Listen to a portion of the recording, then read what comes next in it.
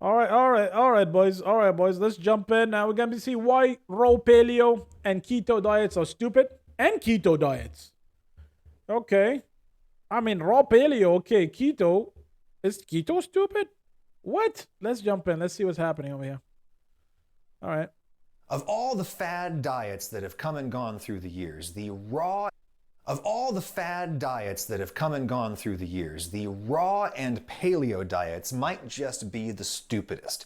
Don't get me started on keto, though They're we'll stupid. get back to that. I'd call raw and paleo the stupidest because they are predicated on some very You can't find scones or crumpets? I bet you can.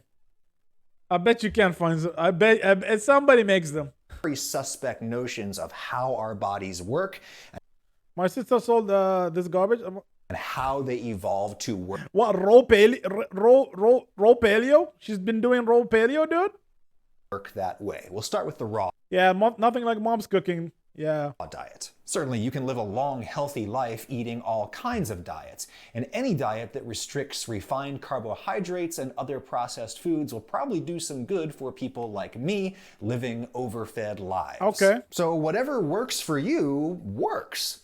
Just don't let anyone tell you that a raw foods diet is more natural, because we humans have been cooking our food since before we were Homo sapiens. In fact, cooking might be part of why we are Homo sapiens. What I just said is known in the field of anthropology as the cooking hypothesis. And while the lifestyles of our Paleolithic ancestors may differ quite a bit from our own, the reasons why cooking was advantageous to them still apply to us. More nutrition, Scholars man. believe the human ancestor Homo erectus started eating meat about Homo erectus, sorry. 2.5 million years ago. They invented cooking about 1 million years ago. Cooking became a widespread practice around 250,000 years ago, and that's about when the first anatomically modern humans appeared. The first education, yeah, dude, we gotta educate ourselves, sir. Homo sapiens. These are all interrelated events, or so goes the hypothesis. Okay. The hypothesis being that once we started cooking, we were able to extract a lot more energy. More energy, and that more really nutrition. helped further push us in. That's why we have such huge brains, boys. You know how much your brain costs? Lots of calories, man, to make this thing work, dude. To sort of being the human entities that we now understand ourselves to be. This is Dr. Jessica Ham, an anthropology professor at Oxford College of Emory University. When we shifted from eating a fully raw foods diet into a diet in which meat would have been part of the diet and cooking of foods would have been part of the diet, we're extracting more energy, our guts are shrinking, sort of the Yeah, because you don't, it doesn't take you that long to process the food. You don't have a cow's stomach for a reason, dude. That's why, like, just eating raw vegetables is terrible. You think you're a cow? The shape and size of our teeth is also changing because we're not, having to grind away at raw things. Indeed, compare yourself to this cow or... What did I tell you? What did I tell you, dude? This buffalo or there this you go. goat. Yeah, you your one of those? digestive system is way smaller proportional to your body. This goat needs major internal hardware to break raw greenery down into nutrition its body can actually use. There you go. Unlike goaty there, I don't need to spend literally my entire day chewing my cud, and my body hardware doesn't need to be monopolized with the constant work of breaking it. Yeah, if you're a cow, you can't just have like a fast meal and just go, let me just have a couple of grasses or I'm just gonna go. Down.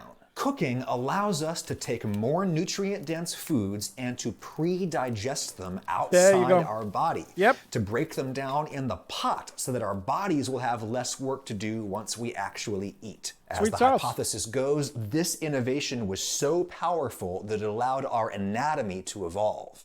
So all of those shifts in our biology then leads energy to go up to our brains. Big brain time, dude. It's big brain time. To sort of expand our capacity, our brain capacity. Less body mass and time dedicated to digestion means more can be dedicated to other activities, like designing ziggurats or new and terrible ways to kill each other. Science, all that hallmarks stuff. of the civilizations cooking allowed us to build. Civilization, boys. That's what it is, man. Cooking. When we jump from physical You know, I also, not only that, man, cooking is so communal. You guys realize this? Have you ever hang out at a campfire or hang out in the kitchen while you're cooking? Even just eating. Isn't eating together is nicer than just eating alone? It's like a whole thing. It's a community event. Food, cooking, kitchen, all that stuff is awesome. anthropology to cultural I'll check it out in a bit, man. There's a whole other argument that says cooking allowed communities to extract more from their shared food supply. I'll check it out, Twitchin. Thus freeing up some members of that society to be architects and soldiers and stonemasons and priests and blacksmiths instead of everybody just being a farmer. Dr. Ham herself is a cultural anthropologist, and while she's actually a little skeptical that cooking played such a direct role in our physical evolution, she's absolutely convinced it was huge in our social evolution. Cooking is an inherently social act, so... What did I just say, man? I know more about this than I'll let on. Because that's the truth. I never watched this video before, by the way. You know, to what degree should we also be thinking about how the socialness of cooking was also part of helping us to become human, helping us to sort of work with an inherent ability to be cooperative and social with one another. There you go. You look at cultures around the world, and all cultures are cooking their food.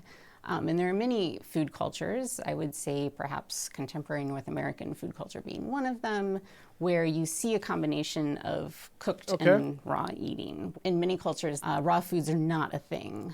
For example, where I do fieldwork in Ghana, you would... I mean, there is some raw eating of food, like, you know, fruits and stuff, but that's not your main food, right? It's like a side thing that you eat. Not be considered to have eaten a meal if you ate raw food. Food there is it's not a meal, exactly. Considered to be cooked. For those times where I was craving a salad, I would kind of secretly go to the guy that's standing at the barbecue is always the king. He got the meats. He got the power. He got some. You know who's the designated barbecue dude whenever we do barbecue stuff? Sal. to the market to buy vegetables and then hide out in my room and eat my salad by myself because I knew that it would be mocked. It's hard. Wait. To buy vegetables. Times where I was craving a salad, food there is considered to be cooked. For those times where I was craving a salad, I would kind of secretly go to the market to buy vegetables and then hide out in my room and eat my salad by myself because I knew that it would be mocked. It's hard not to feel bad for Dr. Ham there, furtively sneaking her salad, but the Ghanaian people might be on to Shame! How dare you eat salads? Something, because cooking has nutritional benefits that are still very relevant to us people living today. And we shall discuss those right after I thank the sponsor of this video, Trade Coffee. Coffee ain't allowed in raw or paleo diets, which as far as I'm concerned is reason enough to call them stupid. Trade is a way for you to get new and exciting coffees selected for your taste. It's fair enough to call them stupid because it's allowed in raw. Yeah, because, you know, it's cooked. Tastes and delivered right to your door. Get your morning cup every day without going out to the grocery store or the coffee shop. The first thing you do is go to drinktrade.com and take their quiz. I don't think I'll live without coffee. There's no way, dude. Or are you a noob? I'd call myself... Yeah, man, I'm a huge coffee guy, dude. Here's my brain juice right here, dude. There you go. Have a sip, man. All right. It's good. I love my iced black coffee, dude. It's the jam. Intermediate these days. You tell them how you make your coffee. Because I was a huge drinker of soda. Let's say I drank more soda than humanly achievable. And to curb that, I switched to coffee and without sugar. Really affects what kind is going to be best for you. Though with a lot of these questions, if you don't have and the way to drink coffee without sugar, the best way I found is just to make a black coffee and just put it on ice, and that removes that you know, the pain, like, because if you drink just like black coffee on its own, it messes up your stomach. But if it's cooled off and you drink it with the water that comes obviously from the ice that dilutes it, it's a way better, it's refreshing, it's awesome. Super strong opinions, you can just say, surprise me. I like variety. Trade makes some selections for you which show up right at your door. This does indeed taste of cane sugar, cherry, and vanilla. Yum. Then you go online and rate what they sent you, and your personal coffee algorithm will just get smarter and smarter. It'll send you more and more coffees you love. There you go, boys. The first 100 of you who click the link below will get US, I'm guessing. I guess this is the US. Your first bag when you sign up. 30% Free shipping off. Included. 30% off your first bag from Trade Coffee. Thank you, Trade. And making coffee is, by the way, an example of the extractive powers of cooking in water specifically. The advent of things like stone basins and later not only you cook it in water, also you roast the bean first. Water-safe pottery really would have allowed humans to get more from their food by boiling it. In our romantic imaginations, ancient humans are roasting meat on a stick. Oh, yeah, look at that, dude. Oh, yeah, that's so good. Like, don't tell me that don't look good, dude. Over an open flame. But with a tough piece of wild animal, it's amazing how little you can get off the bone this way.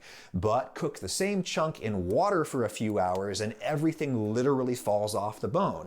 Plus, tons of proteins and other nutrients lost in cooking are conveniently dissolved in the broth. You don't lose that fat, right? Which you can drink. And this is the moment when a raw foods advocate would say, hey, but wait a minute, cooking destroys some nutrients. Well, that's true. That's true, yeah. You lose some nutrients every time you cook food, but the losses are very small, but the benefits of cooking far outweigh any negatives. That's Dr. Tim Crow, there you go, the a doctors longtime themselves nutrition tell you, researcher dude. and host of the Thinking Nutrition podcast. And the benefits are you actually make some nutrients more available, you make some food more easily digestible, and you actually make it safer as well because you kill off a lot of the bacteria that causes. Safer, more nutritional. Like, think about kids, man. The kids without the teeth, like they have like barely a few teeth in there as well. Teeth, I mean. Food poisoning, which is a major cause of illness and sickness in the world. Indeed, the latter benefit might be... Dude, food poisoning is legit, dude. You can like pass out. You can die from food poisoning. It's insane, dude. But we live in such a clean world, such nice environments, and we cook our food and we take care of ourselves. Like, imagine, even if you live in a dirty place, just cooking your food, microwaving, heating it, whatever. Just killing off all this bacteria, my dudes. Be part of why cooking is particularly important in Ghana and other developing countries, where food and water supplies might not always be so sterile. But Lord knows we have our own food safety issues here in the United States, the land of factory-farmed everything. Let's get back, though, to the first benefit Dr. Crow mentioned. There you go. Bioavailability. That's awesome, dude. Just because you cram food down your gullet doesn't mean your body is able to actually use it. So when you cook food, there's some nutrients you do maybe absorb less of. Literally, our body is designed to eat cooked food. Okay? We don't have that huge gut. We are like also that is particularly important when it comes to eating vegetables. And because we do not have the biome. Our gut is a predator's gut, like a lion, not like a sheep or a cow. You got to understand this. It's just biology, boys. But there's others that you absorb more of. So it's a case of swings and roundabouts. And I'll use a good example. There's a vitamin, one of the vitamin A family members called lycopene. It's a vitamin A pigment. It gives foods, they're red color, particularly tomatoes. They're high in lycopene. When you cook tomatoes, you actually absorb more of this vitamin A antioxidant into your bloodstream. So that's a nice example. Another example is legumes. It's virtually impossible to digest beans and lentils and such without cooking them first. Now, there are some people who say they like the raw foods diet precisely because of reduced bioavailability. They're hoping that it'll help them make some reductions of their own. You actually do absorb some of the nutrients less because you don't break down the cell walls. And interesting, it's actually thought that the potential calories in some of these foods, you don't absorb them all. So a lot of people, when they go on a raw food diet, they can lose weight. Number one, because it limits their food choices. Yeah, but then you're like vitamin deficient. Like you're literally you're starving yourself, man. They stop eating a lot of junk food, and maybe they actually absorb a few less calories, which in the Western world is a good thing. But come on, please don't follow a diet plan that depends upon you simply passing perfectly good food without actually using it. That's just... Because this is what happens, right? I've seen this in some of my friends. They lost a lot of weight, like incredible, like unimaginable amount of weight. without like doing procedures or surgical whatever, what happens is it's very hard for them to go back when they're all thin and healthy and strong and muscular and stuff. When they want to just go eat normally, they're so used to eating so much, like a ball this big, filled with vegetables and like stuff. It stuffs their stomach. Your stomach is still expanded. You still want to eat a lot. You know what I mean? So it's very hard to transition to eating just a little bit of food because your stomach is still expanded. Like I have this friend that used to be really obese, and he got he is fit AF right now, man. Okay. Sometimes he has like a day off or something. So we go out because we have these regions here where there's all these food trucks and stuff gathered together, and there's like so many options of food. It's like a food carnival or some shit. This guy can eat like 2-3 times the amount that I can eat, and I'm like, how can you eat this much? He's like, I don't get full. It's like the craving is insane. And I talked to him about this. I tell him because the way you eat, when you eat all these veggies and shit, you're so thin, but your stomach is gigantic, bruh. Dumb. Speaking of dumb, the paleo diet. The diet that eschews grains and legumes and dairy on the basis that these foods were supposedly not consumed by our Stone Age ancestors. We're not meant to eat them, these people say. But there is archaeological evidence of humans eating grains, for example, deep in the Paleolithic era, long before the first agricultural revolution. And of course, many of the vegetables that paleo diet... Not that much of it. So you need to reduce the amount of calorie you eat, but not that much. Okay, like it shouldn't be like the processed carbs are insane, dudes. Dieters do eat did not exist at all. Especially pasta, dude. Pasta is like so refined and re-refined and recooked again. Shit, it's insane the amount of sugars in that thing, man.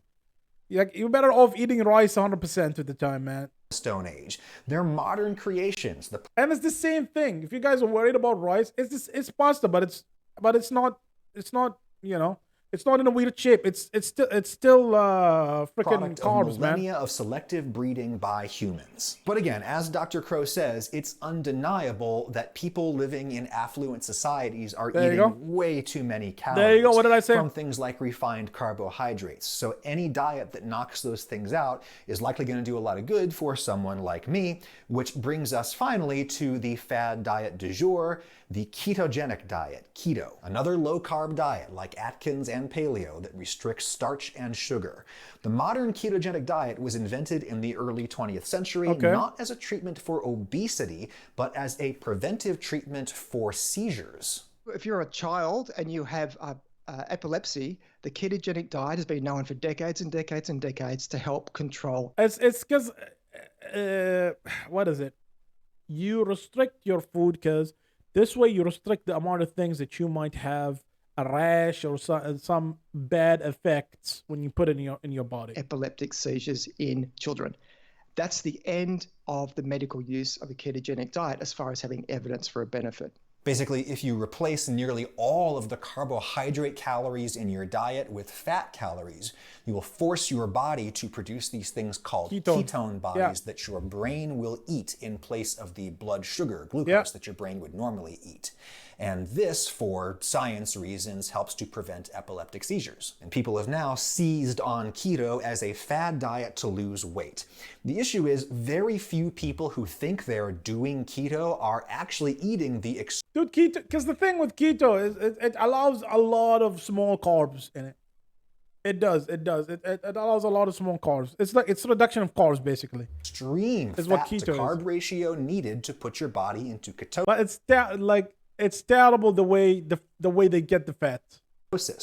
Here's an example of an actual keto diet designed for a 5-year-old kid with epilepsy. These poor kids literally have to have heavy whipping cream with every meal. And unless you are a hardcore athlete, particularly maybe in elite athlete who... Let me read that. American cheese, butter, scrambled eggs, strawberries, cantaloupe, or pineapples. Okay, there's carbs in those though, man. That's sugar right there. Athlete, particularly maybe in elite but athlete that's who's keto, really though. focused on eating that way. You have a very obsessive compulsive personality.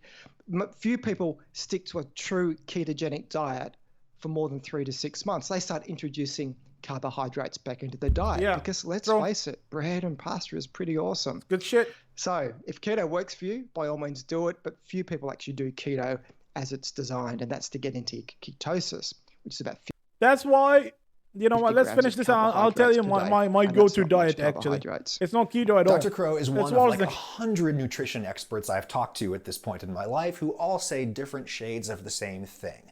The problem in your diet probably isn't the bread you're baking at home or the It's just fresh the amount, pastas man. you're making It's at true. home.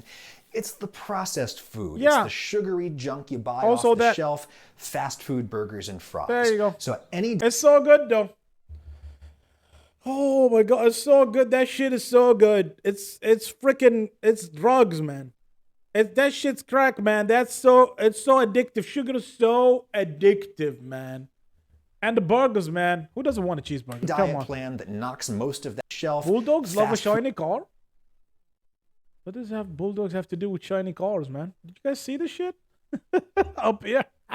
food, burgers, and Oh, fries. snap. So any diet plan that knocks most of that out of your diet is probably going to do you a world of good, and that is the only fad diet you need to know about. Also, coffee is good. Thanks again to Trade for sponsoring this vid. Coffee is good, That link that's for true. the first 100 of you That's to get true. 30% off your first bag is in the description. Okay. There you go, boys. Yeah, but he I don't know why he said keto. Why did he put keto into the mix? So even the doctor said it's not stupid. Like, if you could do it, do it. Because ketosis is not bad for you. It's good for you. Like, he literally said it. Let's give him a like. Let's share this over here. And I'll put it for you guys in the chat. Go check him out. Give him a like. This is a really awesome channel. Give him a subscribe as well. It's a sweet sauce. And to me, I would recommend you guys, if you want to look for an awesome diet that works for me, check out the... what's it called? Oh my god, the names. The carnivore diet. Yeah, check it out. Like, go and look at a doctor talking about it. Don't like give it a shot. It's all I love that shit. It's good for me. It works for me. But in the end, this is my opinion. If a diet works for you, you're losing weight, you're not putting yourself in some kind of risk, you're getting your vitamins, you're getting the stuff your body needs, and it's working for you, go for it. Do it. It's making you healthier, it's making you better.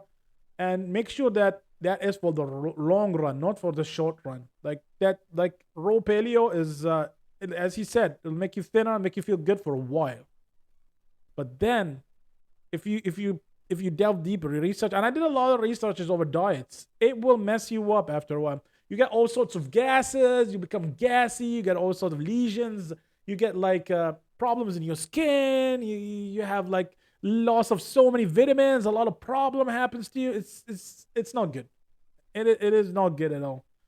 All right, boys, that's that for our diet section.